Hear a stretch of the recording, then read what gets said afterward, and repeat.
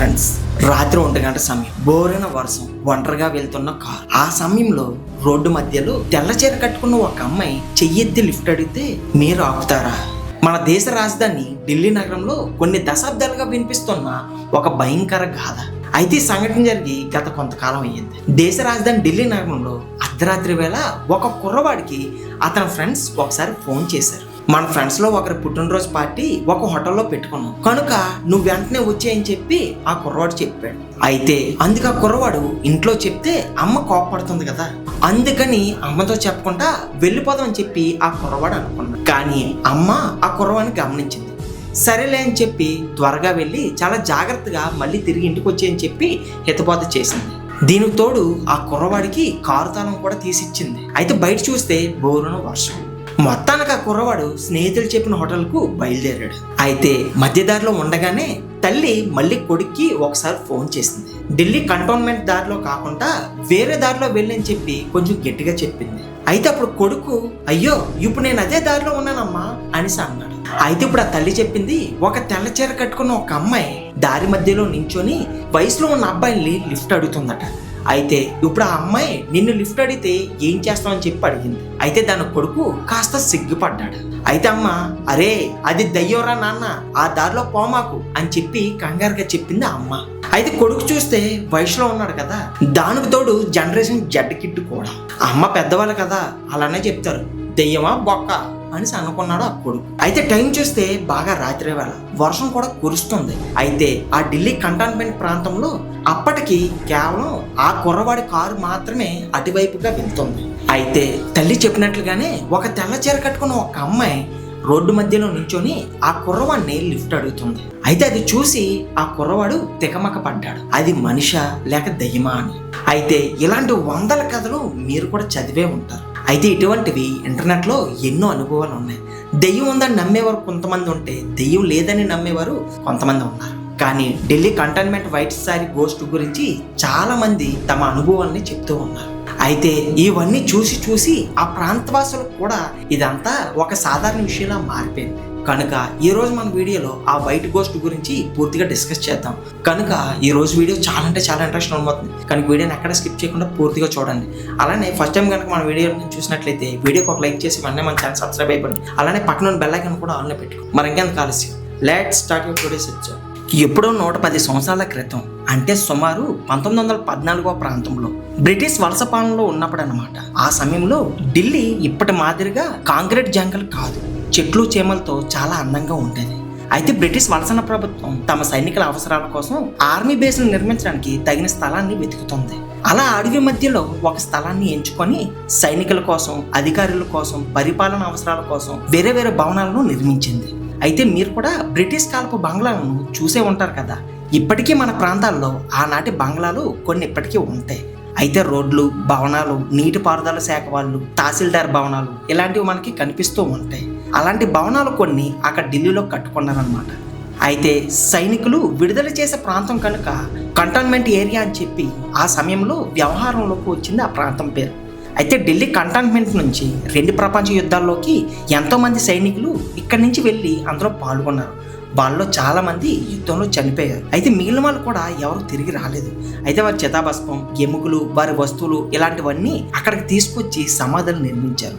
అలా అది పెద్ద శ్మశాన భూమిలాగా తయారైంది అక్కడ. అంతేకాకుండా అంతర్గతంగా బ్రిటిష్ సైనికులకి భారత స్వతంత్ర సమరయోధులకు నడుమున జరిగిన ఘర్షణలో, యుద్ధాలలో బ్రిటిష్ వారి తరపున పోరాడి చనిపోయిన వారిని కూడా తీసుకొచ్చి ఇక్కడే సమాధి చేసి పూడ్చిపెట్టేవాళ్ళు.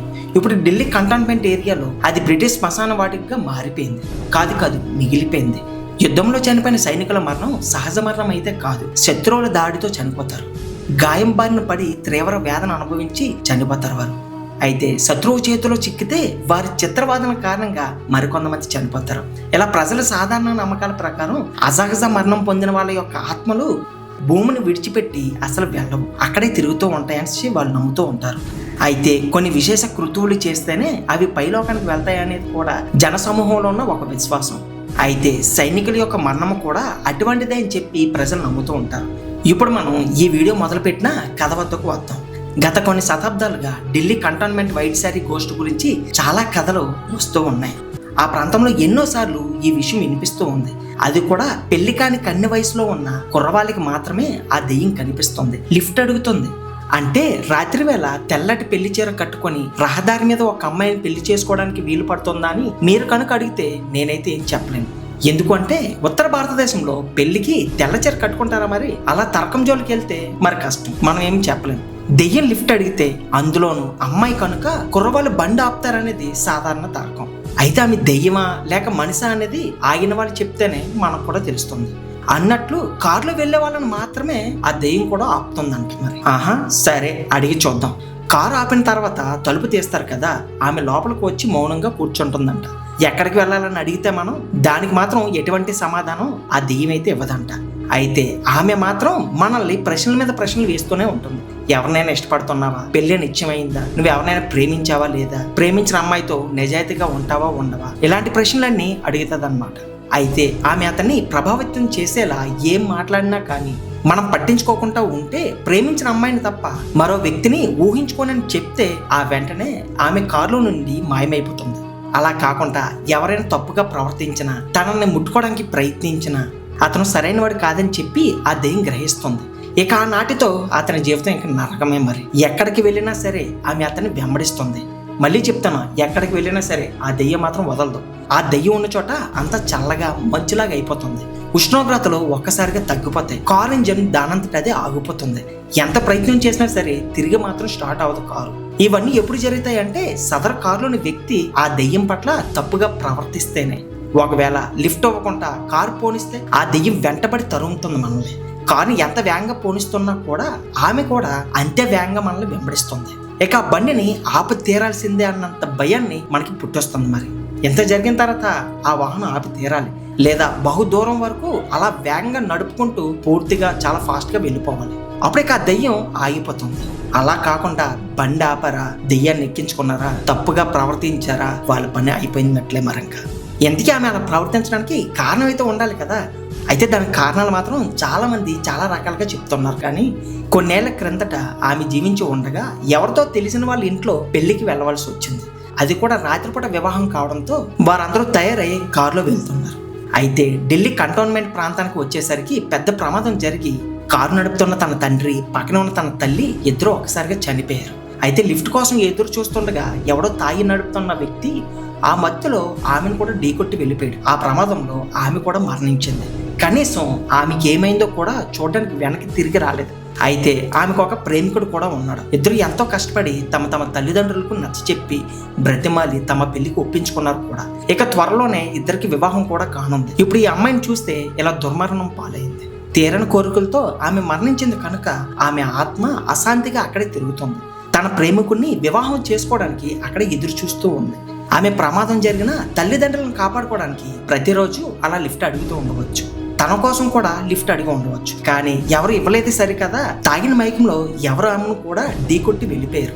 ఆ రోజు నుంచి ప్రతి రాత్రి 1 గంట నుంచి 4 గంటల మధ్య ఢిల్లీ కంటోన్మెంట్ రహదారిలో వెళ్లే కార్లను లిఫ్ట్ అడిగి ఎక్కుతుందని, ప్రశ్నలతో వేధిస్తుందని, సరైన వ్యక్తిని వదిలిపెట్టేస్తుందని, దారి తప్పిన వాళ్ళ మాత్రం వేధిస్తుందని ఇప్పుడు కూడా చెప్తూ ఉన్నారు. అయితే మరి అందరినీ నిజాయితీగా ప్రేమిస్తున్నావా అని చెప్పి ఎందుకు అడగడం అంటారా? దానికి కూడా ఒక కారణం ఉంది, చెప్తాను. ఆమె ప్రియుడి కోసం ఆమె చాలా వేచి చూసి ఆమె రాకపోవడంతో వేరే అమ్మాయిని వివాహం చేసుకున్నాడు. తాను అతని కోసం తప్పించినంతగా అతను ఆమె కోసం తప్పించలేకపోయాడని చెప్పి ఆమె యొక్క బాధ. అందుకే ప్రేమలో నిజాయితీ గురించి ప్రశ్నిస్తుంది. గర్ల్ ఫ్రెండ్ లేకుండా ఏం చేసేవారని, ఒకవేళ ఆమెను వివాహం చేసుకోలేని పరిస్థితి వస్తే ఏం చేస్తారని, ఒకవేళ ఆమె చనిపోతే ఏం చేస్తారని చెప్పి ఇలా రకరకాల ప్రశ్నలు వేస్తూ పరీక్షిస్తుందంట మనల్ని. అంటే ఆ కుర్రవాడి నిజాయితీని ఆరాధిస్తుందన్నమాట. ప్రేమించిన వ్యక్తి మరణించిన రెండో మనిషిలో ఆ ప్రేమ మాత్రం తగ్గకూడదు అనేది ఆమె యొక్క భావన. అయితే అలాంటి నిజాయితీ కనిపించిన కుర్రవాళ్ళు మాత్రం ఏమీ చేయకుండా అలానే వదిలేసేదంట. అయితే ఒకవేళ అలాంటి వాళ్ళు కాదా, ఇంకంతే, ఇంకా వారితో ఆడుకుంటుంది, భయపెడుతుంది. అందుకే ఆ దారిలో వెళ్ళాలంటే ఇప్పటికీ కూడా జనం జంకుతూనే ఉంటున్నారు. సో మై డియర్ ఫ్రెండ్స్, చూసారు కదా ఈరోజు మన video. Delhi cantonment ghost road కదా ఇది. మరి మీకు దెయ్యాల మీద నమ్మకం ఉందా లేదా ఒక్కసారి కామెంట్ చేసి చెప్పండి. అలానే ఆ దెయ్యం కోరుకున్నట్లుగా మీ ప్రేమలో నిజాయితీ ఎంత మాత్రం ఉందో కూడా మీరు చెప్పవచ్చు, పర్వాలేదు. ఎందుకు అంటే ఇప్పటి వరకు మనం చెప్పుకున్న దెయ్యం ఇక్కడ వరకు అయితే రాలేదు రండి. వీడియో నచ్చితే లైక్ చేయండి, షేర్ చేయండి. నెక్స్ట్ వీడియోలో మళ్ళీ కలుద్దాం. Thanks for watching.